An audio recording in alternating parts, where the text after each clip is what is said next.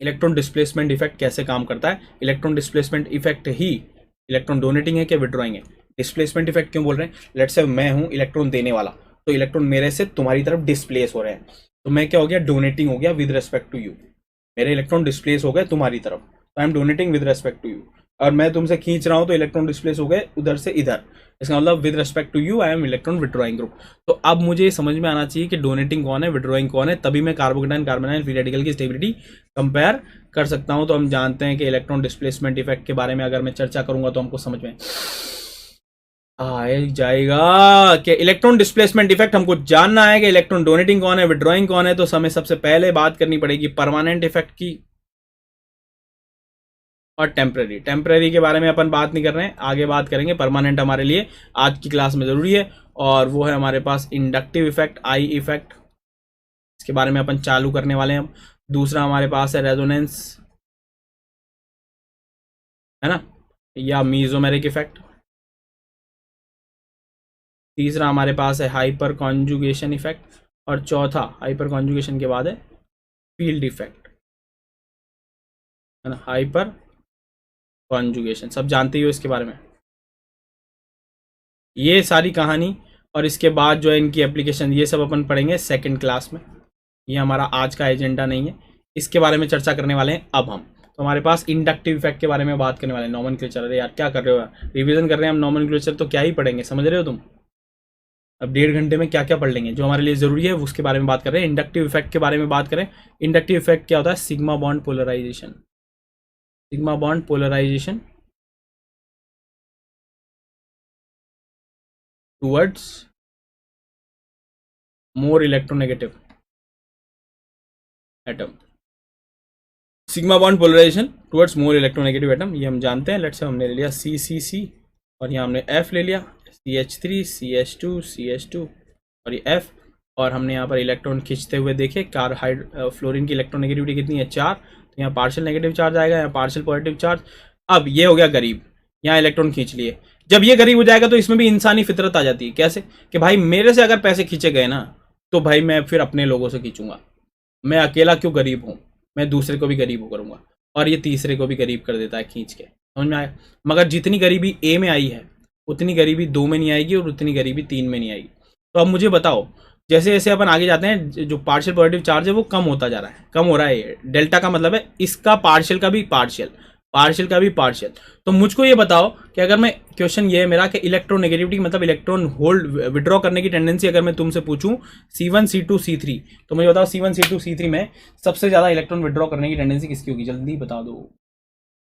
बस अब चालू हो गया, पर इसके बाद जल्दी से तीव्र गति से अपन चलेंगे, बस इसके बाद सवाल ही सवाल आएंगे। अब जल्दी से बता दो C1 C2 C3। तो हमारे पास आंसर आ चुका है कि यहाँ पर हमारे पास होने वाला है C1 C2 और C3 में से C1 जो है उसकी इलेक्ट्रोनेगेटिविटी सबसे ज़्यादा होगी, है ना। एक और चीज़ जो इसमें बताना है मुझे की पॉइंट्स में, और वो ये है कि इंडक्टिव इफेक्ट में एक ऑर्डर आप याद रखें जो कि इलेक्ट्रोनेगेटिविटी पर बेस्ड है। इस पर जो है वो हज़ारों सवाल सॉल्व हो सकते हैं, और वो क्या है याद रखें, फार्मूला 1 N2 3, इस पर बहुत सारे सवाल सॉल्व हो सकते हैं। इसमें इलेक्ट्रोनेगेटिविटी 4 होती है, ऑक्सीजन की 3.5, 1 से यहाँ मतलब है sp1 कार्बन, उसकी इलेक्ट्रोनेगेटिविटी 3.25 होती है।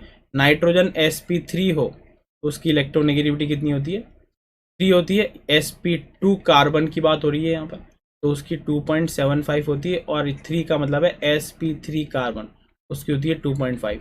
तो याद रखने की निंजा टेक्निक है फार्मूला 1 N2 3, ये इलेक्ट्रोनेगेटिविटी का ऑर्डर है जिससे कि बहुत सारे सवाल सॉल्व हो सकते हैं। बिल्कुल सही बोल रहे हो तुम, बिल्कुल सही बोल रहे हो तुम, बिल्कुल सही बोल रहे हो तुम, बिल्कुल सही बोल रहे हो तुम, बिल्कुल सही बोल रहे हो, ठीक है।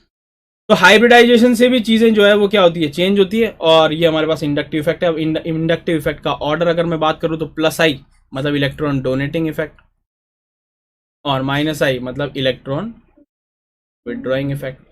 इलेक्ट्रॉन डोनेटिंग, डोनेट कौन ज़्यादा करेगा, डोनेट वो ज़्यादा करेगा जिस पर होल्ड करने की टेंडेंसी क्या होगी, ज़्यादा। ध्यान रखना, इलेक्ट्रॉन डोनेट करना है या मेरे से लूट जाना, दो तरीके हैं मेरे से इलेक्ट्रॉन जाने के।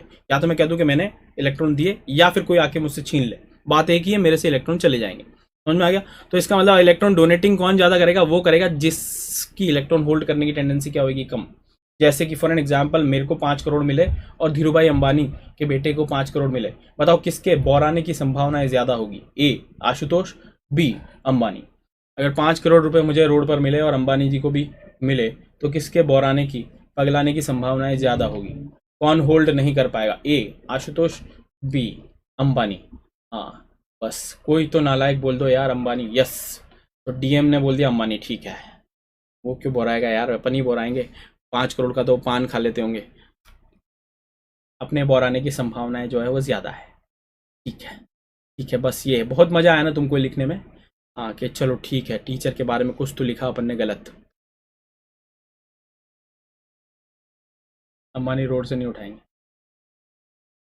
देखो ये नेक्स्ट लेवल बता रहे हैं, अंबानी उठाएंगे नहीं, आप उठा लोगे। सही है बेटा,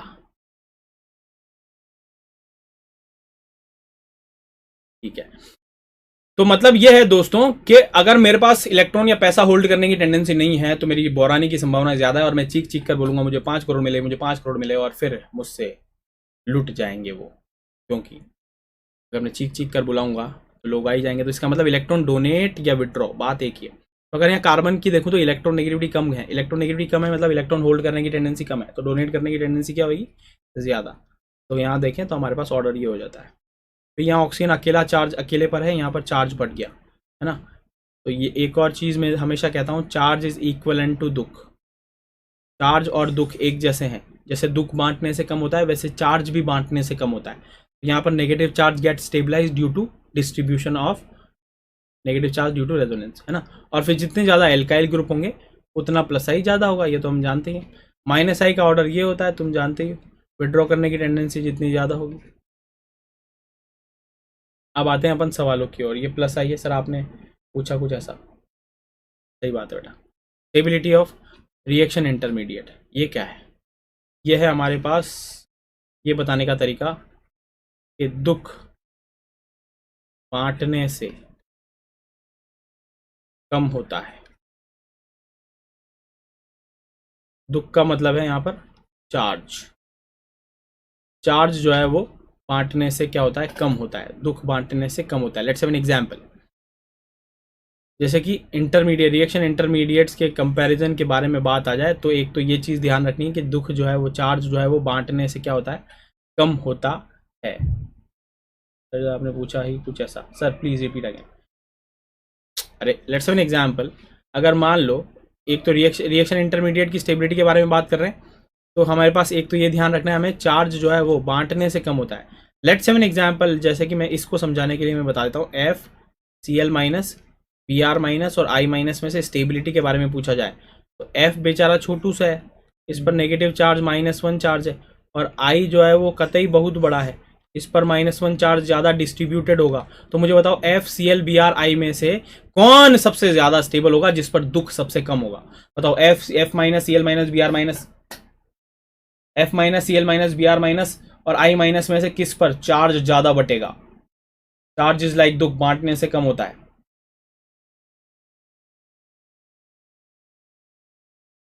कौन सा? ये वाला? बिल्कुल सही बोल रहे हो। इसमें क्या हो गया बोलो? हाँ तो ये समझ में आ गया हमको कि यहाँ आई माइनस जो है वो बड़ा है तो उस पर नेगेटिव चार्ज जो है वो ज़्यादा बटेगा, तो चार्ज इज लाइक दुख ज़्यादा डिस्ट्रीब्यूट होगा और चार्ज क्या हो जाएगा? कम फील होता है ना। जिस तरीके से दुख, जैसे कोई दुख है तो हम 4 लोगों से बात कर ले तो हमें थोड़ा हल्का फील होता है, दुख थोड़ी कम हुआ, कम फील होता है। इसी तरीके से नेगेटिव चार्ज यहाँ -1 है, इस पर भी -1 है, मगर ज़्यादा डिस्ट्रीब्यूट हो गया आई माइनस पर, तो उस पर रिलेटिवली चार्ज डेंसिटी कम हो जाती है।